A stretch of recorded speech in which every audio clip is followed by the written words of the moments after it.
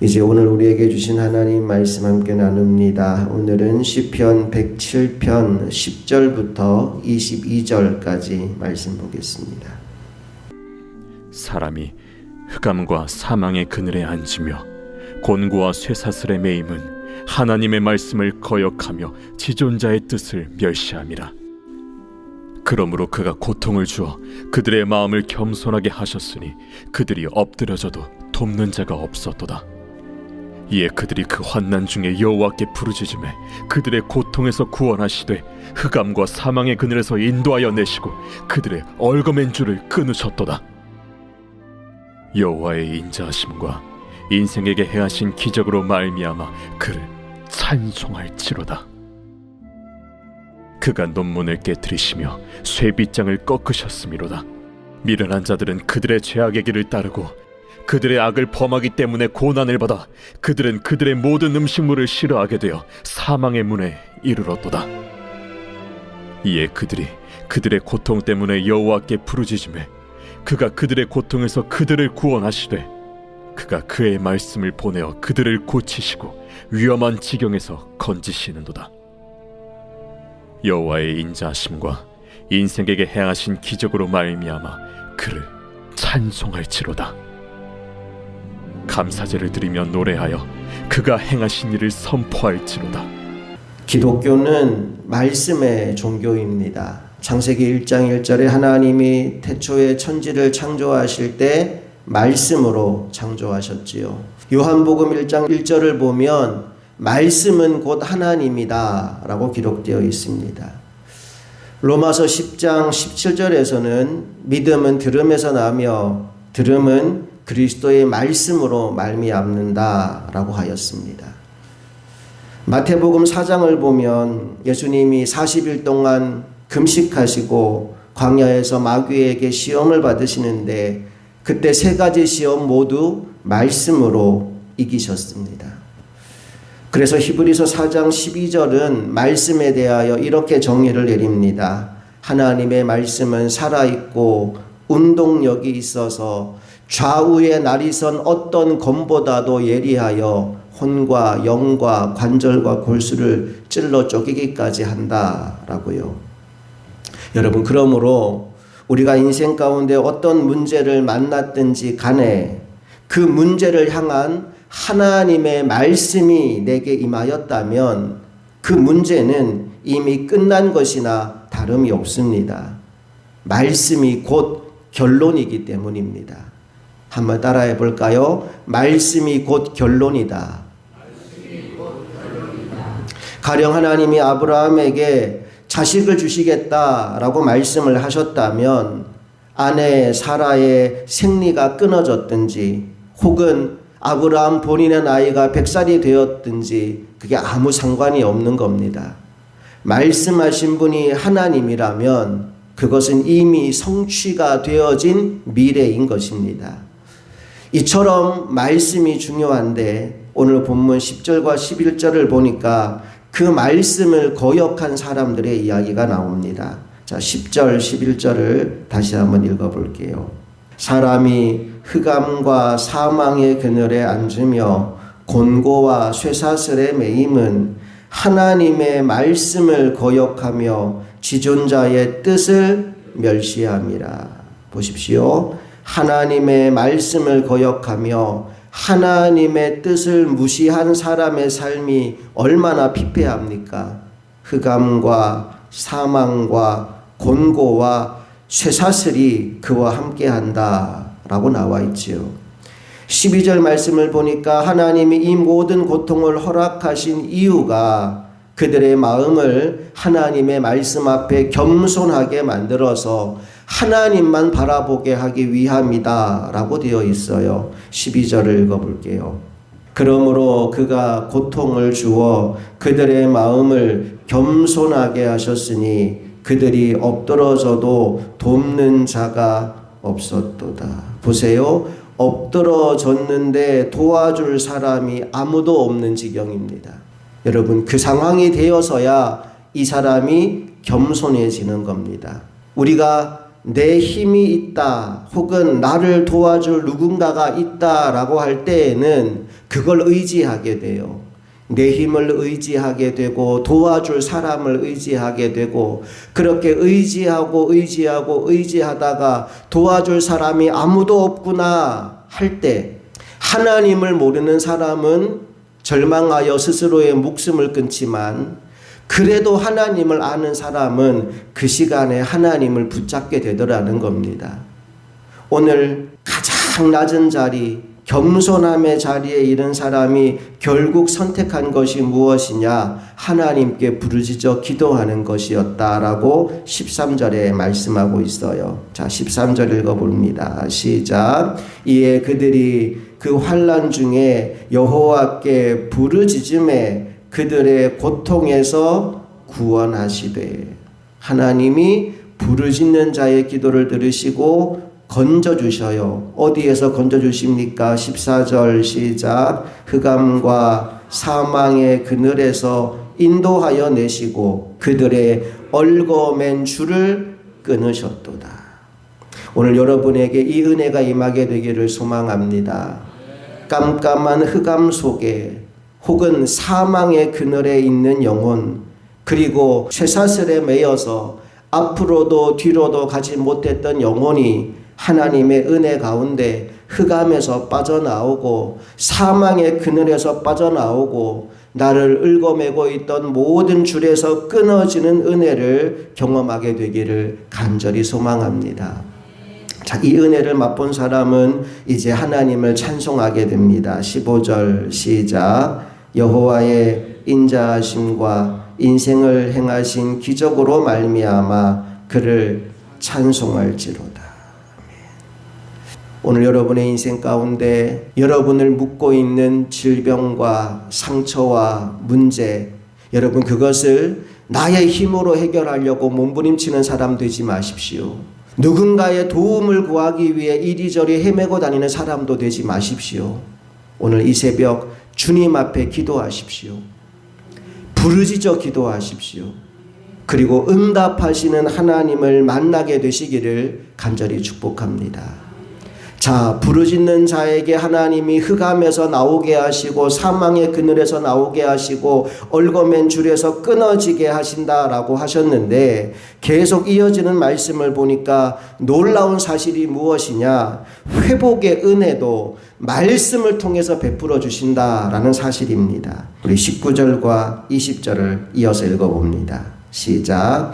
이에 그들이 그들의 고통 때문에 여호와께 부르짖음에 그가 그들의 고통에서 그들을 구원하시되 그가 그의 말씀을 보내어 그들을 고치시고 위험한 지경에서 건지시는도다.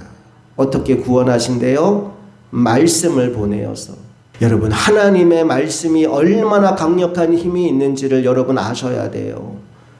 이 예배 시간, 말씀 듣는 시간, 그리고 또 여러분이 성경 말씀을 묵상하는 시간은 엄청난 시간입니다. 하늘의 능력이 여러분에게 공급되는 시간입니다. 말씀을 소홀히 여기지 않게 되기를 원합니다. 제가 예전에 춘천에서 부목사로 있을 때 담임 목사님이 금요 기도회에 저를 한 번씩 말씀을 전하도록 세워주셨어요. 어느 금요 기도회 때 제가 말씀을 전하고 그리고 몇 주가 지난 이후에 어느 성도님 가정을 신방을 갔어요.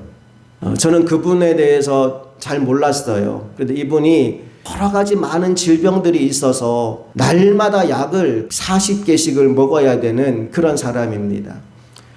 거의 병원을 날마다 다니고 약을 매일 먹고 그래야지만 몸이 버티는 사람인데, 금요기도에 와서 그날 선포된 말씀을 듣고 이분이 약도 끊고 병원도 끊었다는 거예요. 그리고 지금까지 건강하다는 거예요. 미안한 얘기인데 저는 그날 어떤 설교를 했는지 기억을 못했어요. 근데 이분이 저한테 그러는 거예요. 목사님 너무 감사해요. 신방 가자마자 목사님 너무 감사해요. 제가 너무 민망했던 게 담임 목사님이랑 저랑 같이 신방을 갔거든요. 담임 목사님 아니고 부목사님 너무 감사해요 그러는 거예요. 아니, 왜 그러시냐 그랬더니 그분이 날짜까지 말씀하셔요. 몇 월 며칠에 금요기도회 때 목사님이 어떤 말씀을 전해 주셨는데 그때 그 말씀이 제 마음에 확 들어와서 믿어졌어요. 내 병이 나았구나. 하나님 나를 고쳐주셨구나. 확신이 생겼어요. 그래서 하루에도 30알씩 40알씩 약을 먹어야 되고 날마다 병원에 가지 않으면 내가 도저히 살 수 없는 사람이었는데 말씀이 내게 임하고 나니까 확신이 생기니까 약을 안 먹어도 되더라고요. 병원 안 가도 되더라고요. 그리고 나서 벌써 3달이 넘었는데 저 지금 하나도 안 아파요. 얼마나 건강해졌는지 몰라요 라고 하면서 부목사님 감사해요. 부목사님 감사해요. 제가 얼마나 민망한지요. 그래서 그 성도님께 감사는 하나님께 하시라고, 제가 한 게 아니라 하나님이 하신 거니까 저는 아무것도 한 게 없다고, 말씀이 당신을 고쳐주었다면 하나님께 감사하시라고 그렇게 말씀드렸던 기억이 나요. 말씀이 임하면 그 말씀을 통하여 하나님은 역사하십니다. 그냥 듣고 끝나면 아무 힘이 없어요. 내게 들어온 그 말씀을 내가 믿을 때 그 말씀이 역사하기 시작합니다. 약이 내 몸에 들어와서 화학작용을 일으켜서 내 몸을 변화시켜서 건강하게 만들어 주듯이 하나님의 말씀이 내 안에 들어오고 그 말씀이 믿어지면 그 말씀을 통해 강력한 역사가 일어나기 시작하는 거예요. 요한복음 4장에 보면 왕의 신하의 아들이 고침받는 이야기가 나오는데 우리 그 말씀을 같이 한번 읽어볼게요. 요한복음 4장 46절 말씀으로 한번 가봅시다. 요한복음 4장 46절 다 같이 읽어봅니다. 시작. 예수께서 다시 갈릴리 가나에 이르시니 전에 물로 포도주를 만드신 곳이라. 왕의 신하가 있어 그의 아들이 가버나움에서 병들었더니. 지금 예수님이 갈릴리 가나에 오셨고 가버나움에 살고 있는 한 왕의 신하가 예수님을 찾아온 겁니다. 지금 자기 아들이 병들었다라는 이야기를 전해주기 위해서지요. 47절 말씀 봅니다. 시작. 그가 예수께서 유대로부터 갈릴리로 오셨다는 것을 듣고 가서 청하되 내려오소서 내 아들의 병을 고쳐주소서 하니 그가 거의 죽게 되었습니다. 갈릴리 가나에서 예수님이 물을 포도주로 바꾸었다라는 사실을 이 신하가 알았어요. 그래서 예수님을 찾아가서 청합니다. 우리 집에 내려오셔서 내 아들의 병을 좀 고쳐주십시오. 거의 죽을 지경이 되었습니다. 라고 이야기한 거예요. 그때 예수님이 이렇게 말씀하십니다. 48절 시작. 예수께서 이르시되 너희는 표적과 기사를 보지 못하면 도무지 믿지 아니하리라. 너희들은 말씀에 대한 믿음은 없구나. 표적과 기사를 봐야지만 믿는구나. 라고 예수님이 이야기해요. 그때 신하가 다시 한번 재촉해서 이렇게 말합니다. 49절 시작. 신하가 이르되 주여 내 아이가 죽기 전에 내려오소서. 지금 죽기 직전입니다. 빨리 와서 고쳐주세요.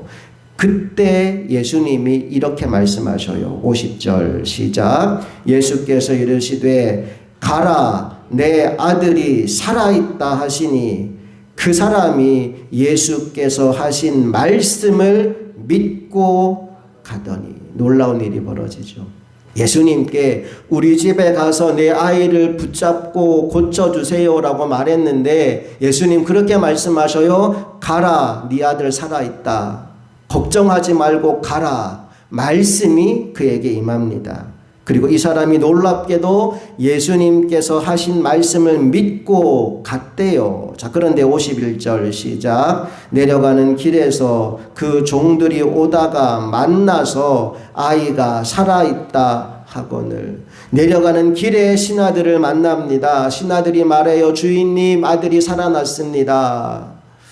아들이 살아있어요. 그 말을 들었습니다. 그런데 이 왕의 신하가 그래 살아있어 그러고 그냥 기뻐하여 돌아가는 게 아니라 한 가지 일을 합니다. 52절 뭐라고 기록되어 있어요? 다 같이. 그 낫기 시작한 때를 물은즉 어제 7시에 열기가 떨어졌나이다 하는지라. 여러분 그 아버지가 왜 자기 아들이 낫기 시작한 때를 물었을까요? 그 이유가 53절에 나옵니다. 53절, 그의 아버지가 예수께서 내 아들이 살아있다 말씀하신 그때인 줄 알고 자기와 그 온 집안이 다 믿으니라. 여러분 보세요. 말씀을 듣고 말씀을 믿은 그 순간에 저 멀리 떨어진 가버나움, 거기에 있는 내 아들이 고침을 받더라는 거예요. 말씀은 내가 받았는데 고침은 내 아들이 받았다는 거예요. 시간을 물어보니 정확히 그 시간에 내가 말씀을 받고 그 말씀을 믿은 그 시간에 기적이 일어났다라는 겁니다. 하나님의 말씀은 살아있고 운동력이 있습니다. 오늘 이 새벽 주님 앞에 나온 우리 모두에게 그 말씀에 대한 믿음이 회복되어질 수 있게 되기를 간절히 소망합니다. 그래서 그 말씀을 통해 오늘도 역사하시는 그 하나님을 생생하게 체험하여 살아계신 하나님을 증거하며 살아가는 주님의 종들이 다 되실 수 있기를 간절히 소망합니다. 함께 기도하겠습니다.